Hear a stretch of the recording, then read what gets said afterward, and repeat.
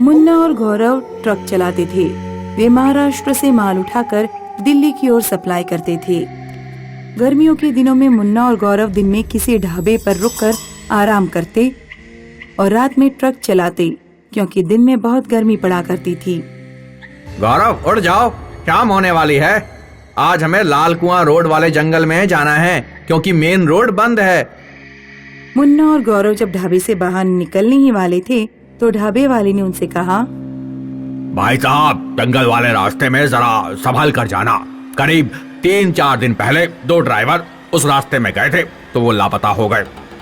कुछ दिनों बाद सिर्फ उनके धड़ जंगल में मिले। उनके सिरों का आज तक कुछ पता नहीं है। अखबार में खबर छपी थी, आप लोग भी सावधान रहना। ढाबे वाले की बातें सुनकर मुन्ना और गौरव सहम गए।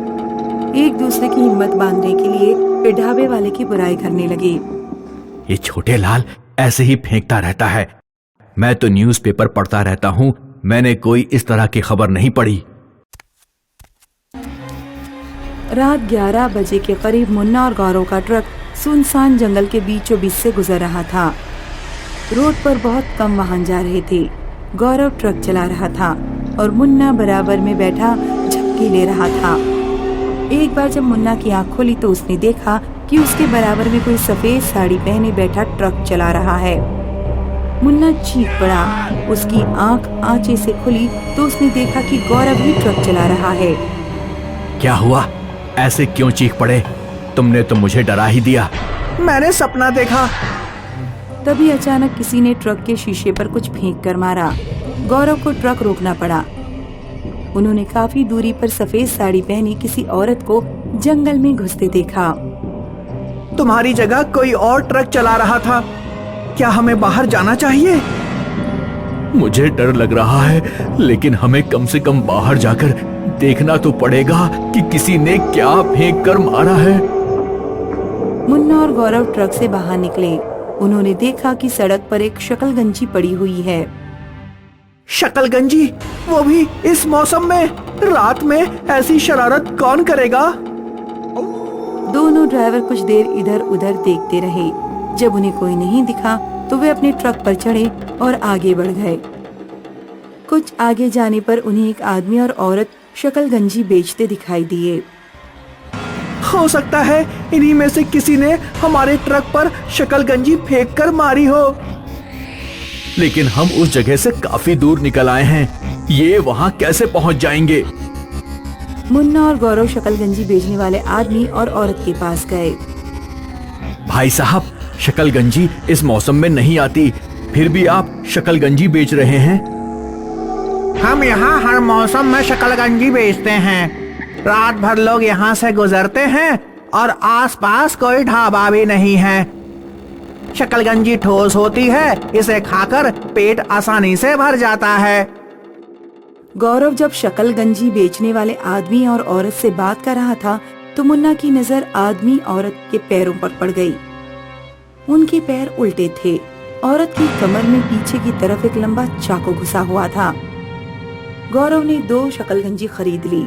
एक खुद खाने लगा और एक मुन्ना को दे दी। तभी उन्होंने पीछे से अपना ट्रक स्टार्ट होने की आवाज सुनी। कोई उनका ट्रक चलाकर आगे ले जा रहा था। गौरव और मुन्ना ने शकलगंजी फेंकी और ट्रक की तरफ भागे। ट्रक कुछ देर तक चलकर रुक गया। गौरव और मुन्ना जब ट्रक के सामने पहुंचे तो उन्होंने देखा कि वही शकलगंजी बेचने वाले आदमी और औरत, जो अब भूत और भूतनी बन चुके हैं, उनके ट्रक के अंदर बैठे हैं। भूत और भूतनी नीचे उतरे। उनके हाथ में खून से सने लंबे चाकू थे। भूत और भूतनी गौरव मुन्ना की तरफ बढ़ने लगे। मुन्ना और गौरव दूसरी तरफ भागे, लेकिन दूसरी तरफ से भी उन्हें भूत और भूतनी आते दिखाई दिए। अब वे बीच में घिर चुके थे। उन्हें लगा कि अब वे नहीं बचेंगे। तभी 2 ट्रक बड़ी तेज स्पीड में आए। उन्होंने चुड़ैल और भूतनी को कुचल दिया और मुन्ना गौरव का हाथ पकड़कर उन्हें अंदर खींच लिया। ट्रक काफी दूर जाकर एक भीड़ भाड़ वाली जगह पर रुका। मुन्ना और गौरव ने उनकी जान बचाने वाले आदमियों को शुक्रिया कहा। अगर आप लोग सही समय पर नहीं आते तो वे भूत और भूतनी हमें मार ही डालते। शुक्र मनाओ कि हम लोगों की तुम पर नजर पड़ गई। उस रोड पर शकलगंजी खरीदने कभी मत उतरना। वो दोनों आदमी औरत जिंदा नहीं हैं। वे कई साल पहले मर चुके हैं। बहुत साल पहले ये रोड अच्छा चलता था, लेकिन जब मेन रोड बन गया तो फिर इधर से लोगों ने गुजरना बंद कर दिया। इस रोड पर रामकिशन और पुष्पा नाम के आदमी औरत शकलगंजी बेचा करते थे। एक रात कुछ ट्रक वालों ने पुष्पा के साथ छेड़छाड़ की। रामकिशन ने जब उसका विरोध किया तो ट्रक वालों ने चाकू से रामकिशन और पुष्पा की हत्या कर दी और भाग गए। तब से रामकिशन और पुष्पा की आत्मा ट्रक वालों से बदला लेती है। भूलकर भी उस सड़क पर शकलगंजी लेने ट्रक से मत उतरना। लालू और मुन्ना में गहरी दोस्ती थी। दोनों साथ साथ काम पर जाते और वापस भी साथ में ही लौटते। कुछ दिनों पहले ही दोनों ने एक साथ एक ही मंडप में शादी की थी।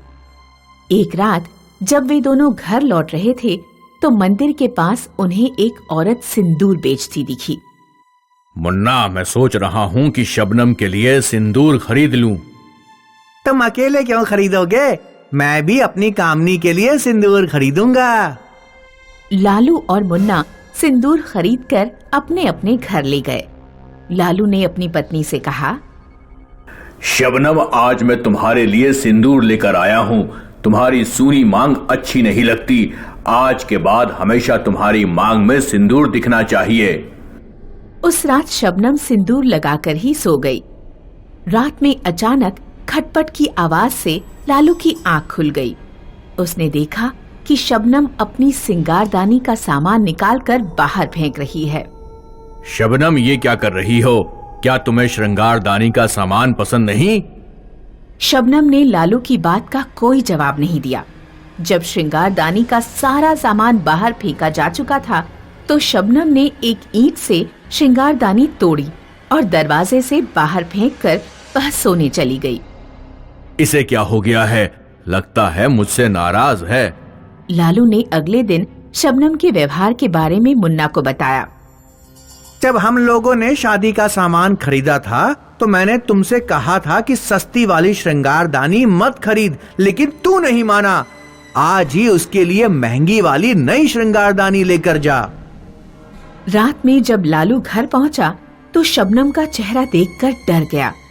शबनम के पूरे चेहरे पर लाल सिंदूर पुता हुआ था और वह शादी की फोटो फाड़ फाड़ कर फेंक रही थी। शबनम, ये क्या कर रही हो? कल रात तुमने श्रृंगारदानी तोड़ डाली और अब फोटो फाड़ रही हो। तुम्हारा दिमाग ठीक नहीं है क्या? लालू ने शबनम के हाथ से फोटो का एल्बम छीन लिया। शबनम की आंखें खून से लाल हो गई। उसने गुस्से में पास रखी बड़ी अलमारी को जमीन पर गिरा दिया। लालू गुस्से से तेजी से चिल्लाया, शबनम! शबनम का मूड अचानक से बदल गया। ये मैं क्या कर रही थी? अलमारी किसने गिराई? और ये हमारी शादी के फोटो किसने फाड़ दिए? शबनम ने शीशे में अपना चेहरा देखा तो वह चीख पड़ी, मेरे चेहरे पर सिंदूर किसने लगाया? ये सब तुमने ही किया है। लालू को अपनी पत्नी का अजीब व्यवहार समझ नहीं आ रहा था। अगले दिन काम से लौटते समय लालू ने मुन्ना को सारी बात बताई। तुम्हारी बातें सुनकर लग रहा है कि कोई भूत प्रेत का चक्कर है। दोनों को मंदिर के पास सिंदूर बेचने वाली औरत फिर से मिली। मुन्ना सिंदूर खरीदने लगा। मुन्ना, अभी कुछ दिन पहले ही हमने सिंदूर खरीदा था, अब तुम दोबारा खरीद रहे हो? मैंने उस दिन जो सिंदूर खरीदा था वो सब बेकार हो गया, क्योंकि उस दिन मैंने यहाँ से जाते ही अपनी शर्ट वॉशिंग पाउडर में भिगो दी थी और शर्ट की जेब में ही सिंदूर रखा हुआ था, इसलिए उस सिंदूर का कोई उपयोग नहीं हो पाया। मुन्ना अपने घर सिंदूर लेकर पहुंचा और उसकी पत्नी कामिनी अपनी मांग में सिंदूर भरकर सो गई। मुन्ना की रात के 12 बजे आंख खुली। उसने देखा कि कामिनी बिस्तर पर नहीं है। मुन्ना उठकर बाथरूम की तरफ गया तो उसने देखा कि कामिनी अपने चेहरे पर सिंदूर लगा रही है। कामिनी, सिंदूर को चेहरे पर क्यों लगा रही हो? मुन्ना ने कामिनी के हाथ से सिंदूर की डिब्बी छीन ली। कामिनी उठकर किचन में चली गई। जब वह किचन से वापस लौटी तो उसके हाथ में चाकू था और उसका चेहरा भयानक था। कोई पति जिंदा नहीं रहेगा। कामिनी ने मुन्ना के ऊपर चाकू से हमला कर दिया। मुन्ना सीधे घर के बाहर भागा और उसने घर का दरवाजा बाहर से बंद कर लिया। कामिनी अंदर से दरवाजे में चाकू मारती रही। मुन्ना उसी समय दौड़ता हुआ लालू के घर पहुंचा। लालू, मेरी पत्नी कुछ अजीब हरकतें कर रही है। उसने मेरे ऊपर चाकू से हमला कर दिया। उसका पूरा चेहरा सिंदूर में रंगा हुआ था। आज मैंने शबनम को सिंदूर नहीं लगाने दिया था, वो बिल्कुल ठीक है। उस सिंदूर में ही कुछ गड़बड़ है। अगले दिन लालू और मुन्ना ने मंदिर के बाहर खड़े होकर सिंदूर बेचने वाली उस औरत को ढूंढा, लेकिन वो उन्हें कहीं नहीं मिली। लालू और मुन्ना मंदिर के अंदर गए और उन्होंने मंदिर के बूढ़े पुजारी से पूछा, बेटा, वो औरत 40 साल पहले यहाँ खड़ी होती थी जब मैं बच्चा था।